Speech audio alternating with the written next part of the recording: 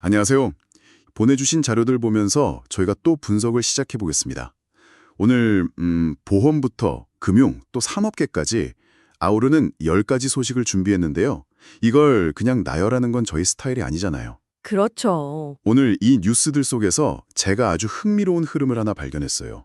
바로 보험업계가 지금 벌이고 있는 뭐랄까 거대한 줄다리기입니다. 줄다리기요? 네.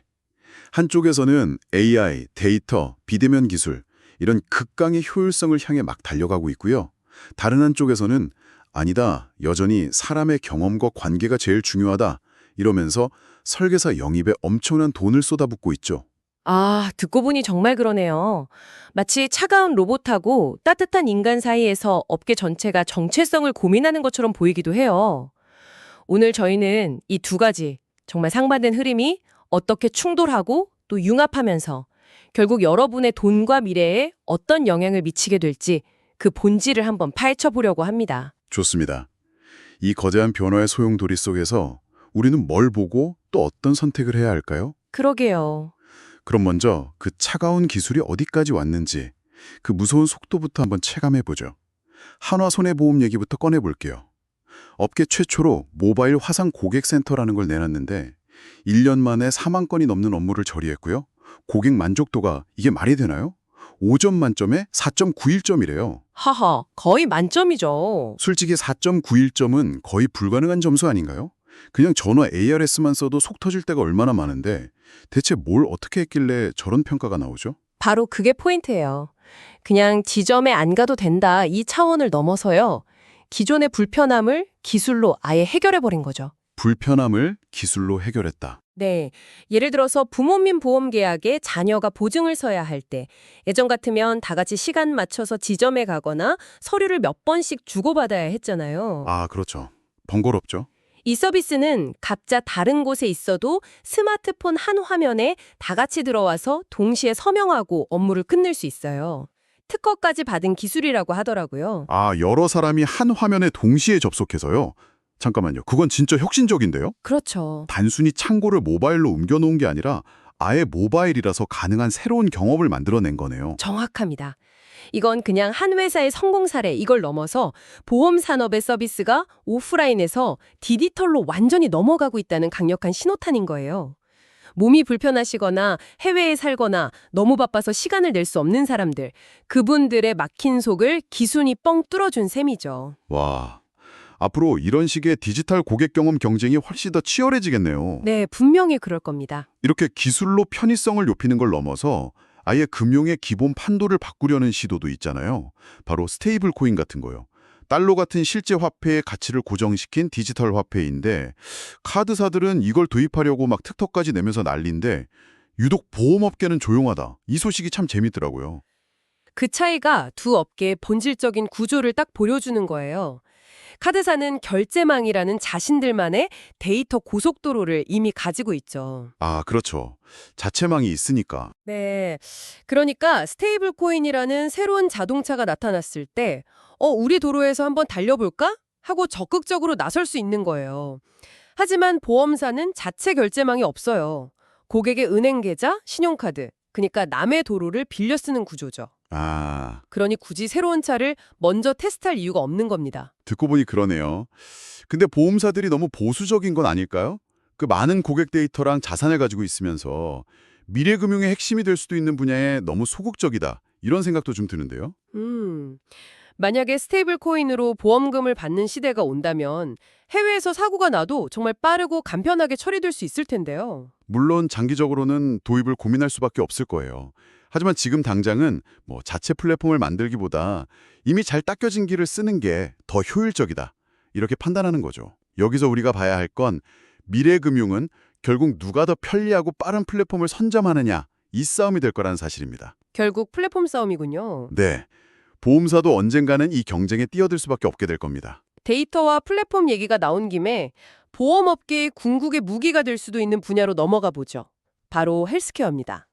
IT 대기업인 LG CNS가 바이오 기업 차바이오텍에 100억 원을 투자했다는 소식. 이게 바로 그 신호탄 같아요. 맞아요. 이건 단순히 두 회사의 협력, 이게 아니에요. IT 기업이 가진 AI 분석 기술이라는 최첨단 두뇌하고 바이오 기업이 가진 방대한 의료 데이터라는 거대한 몸이 결합하는 사건이죠. 두뇌와 몸의 결합이라. 네, 이 둘이 만나면 뭐가 가능해질까요? 바로 개인 맞춤형 질병 예측 서비스입니다. 개인 맞춤형 질병 예측이요. 좀 더 구체적으로 설명해 주실 수 있나요? 예를 들면 이런 거예요. 여러분의 스마트워치에 기록된 심박수, 수면 패턴 같은 데이터, 그리고 병원 진료 기록, 유전 정보까지 AI가 싹 다 통합해서 분석하는 거죠. 와, 그리고는 지금과 같은 생활 패턴을 유지하면 3년 뒤 당뇨병 발병 확률이 70%입니다. 식단에서 탄수화물을 20% 줄이고 주 3회 30분씩 조깅을 시작하세요.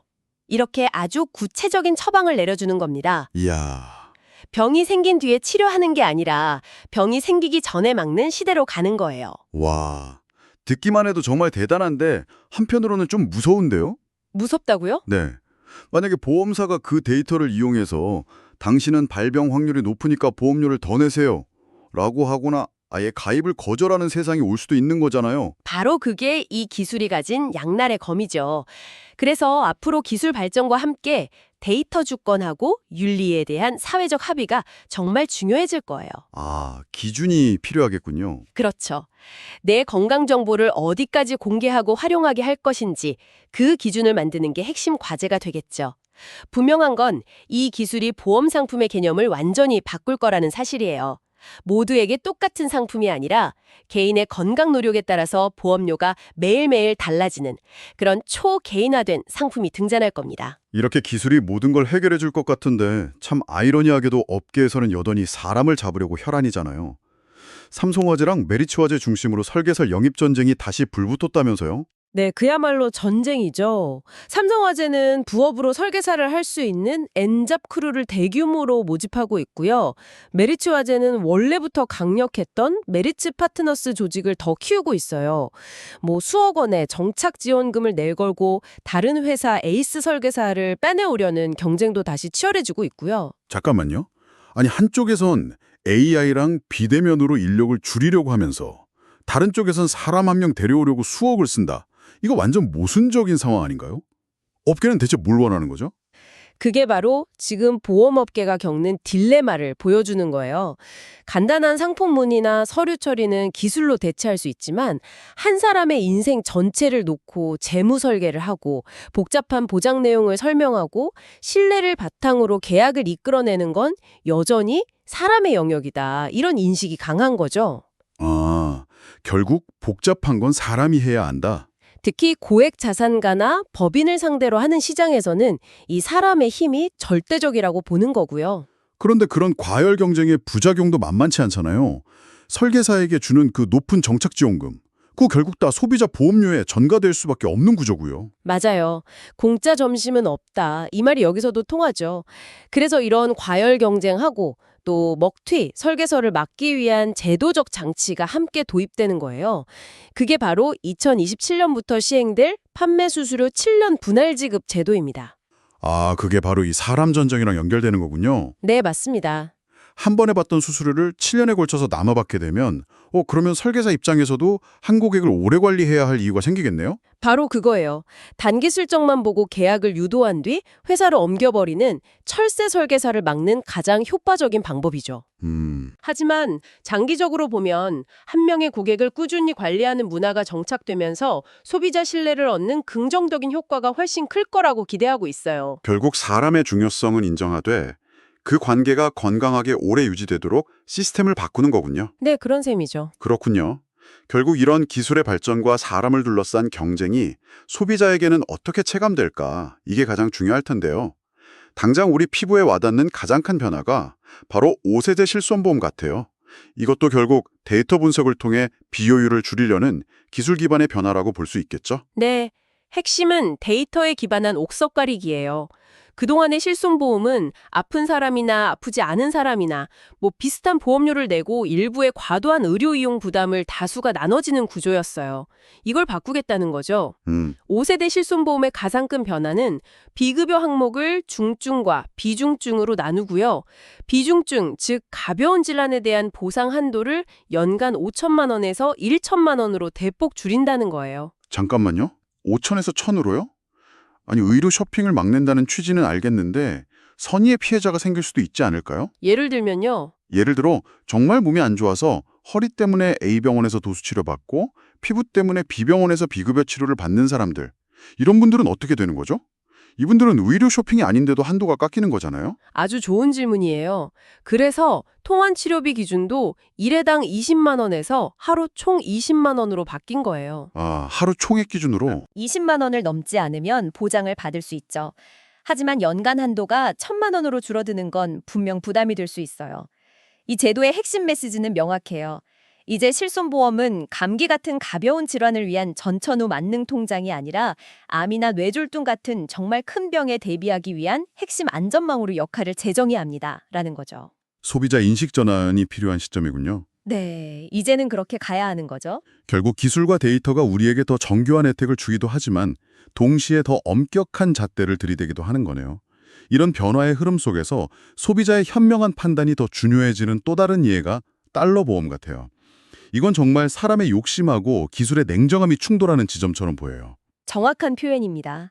설계사들은 환율이 오르면 받게 될 환차익이라는 달콤한 미래를 보여주면서 가입을 권유하죠. 이건 지극히 인간적인 세일즈예요. 하지만 환율이라는 건 누구의 감정도 개입되지 않는 그냥 시장 데이터 그 자체거든요. 그렇죠. 최근처럼 환율이 1,300원에서 1,500원으로 급등하면 월 500달러짜리 보험료는 순식간에 65만 원에서 75만 원으로 뛰어요. 매달 10만 원씩 보험료 폭탄을 맞는 거죠. 와, 환차익이라는 장밋빛 미래를 기대했다가 당장 매달 나가는 돈 때문에 해지하고 싶어지는 상황이 생기는 거군요. 맞아요. 그래서 달러 보험은 마치 해외 주식에 투자하면서 동시에 우산을 사는 것과 같아요. 주식과 우산이라. 네. 맑은 날엔 주식 수익, 즉 환차익을 기대하지만 비 오는 날, 그러니까 환율이 하락할 땐 우산, 즉 보험 보장이 제 역할을 하죠. 문제는 지금처럼 폭풍우가 몰아치면 환율이 급등하면 당장 내야 하는 우산값, 보험료가 너무 비싸지는 거예요. 순간에 해지하면 원금 손실 위험도 크고요. 그렇습니다. 이건 저축이 아니라, 아니, 이렇게 봐야 해요. 이건 명백한 외화 투자 상품이라는 걸 반드시 명심해야 합니다. 오늘 이야기를 쭉 나눠보니까 보험업계의 거대한 줄다리기라는 말이 정말 와닿네요. AI와 모바일은 우리를 점점 더 편하게 만들지만 그 데이터는 우리를 더 엄격하게 평가하고요. 업계는 여전히 사람의 관계를 중요하게 생각하면서도 그 관계가 삐뚤어지지 않도록 시스템의 고삐를 쬐고 있어요. 정말 복잡한 시대인 것 같아요. 맞아요. 기술과 사람, 효율성과 관계라는 이 두 개의 축이 계속해서 충돌하고 타협하고 또 새로운 무언가를 만들어내고 있죠. 그 중심에 바로 여러분, 소비자가 있는 거고요. 자, 그럼 마지막으로 이 거대한 변화의 소용돌이 속에서 길을 잃지 않기 위해 청취자 여러분께 생각할 거리를 하나 던져주시죠. 예전에는 우리가 보험을 고를 때 어떤 상품이 보장이 좋은가 이걸 물었어요. 하지만 앞으로는 그 질문을 하기 전에 스스로에게 먼저 던져야 할 질문이 하나 더 생겼습니다. 어떤 질문이죠? 바로 이 상품은 차가운 기술을 믿는 상품인가 아니면 따뜻한 사람을 믿는 상품인가 하는 질문이죠. 기술을 믿는 상품과 사람을 믿는 상품이라 흥미로운 관점이네요. 네, 그리고 정말 중요한 마지막 질문은 아마 이것이 될 겁니다. 수많은 데이터와 알고리즘, 그리고 나를 오랫동안 관리해줄 사람 중에서 나는 궁극적으로 무엇을 더 신뢰하는가? 그 정답은 아마 여러분 각자의 마음속에 있을 겁니다. 오늘 저희의 이야기가 그 답을 찾는 작은 힌트가 되었기를 바랍니다.